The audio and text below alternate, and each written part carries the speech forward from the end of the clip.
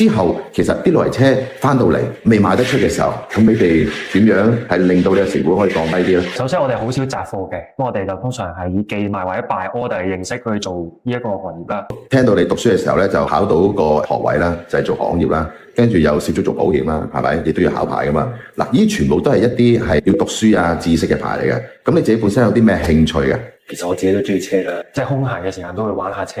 從玩入邊咧學到嗰個精髓咧，呢個先係最重要，你就可以做到呢樣嘢啦。你正正就係由讀完書就再做行業3年，好警覺性就係發覺有問題，跟住入咗行做保險。喺保險入邊亦都揾到自己唔同嘅興趣，譬如賽車啦、老爺車嘅幫客人去買賣啦，完咗佢哋嘅年輕嘅時候嘅夢想啦。其實咧，我哋面對緊成個大環境啦，其實大家都要做一樣嘢，就係點樣能夠咧可以練成呢個黯然銷魂掌。其實全部都係經過過程嘅，但係我好欣賞 Alex 就係我用8個字嚟總結今日嘅分享啦。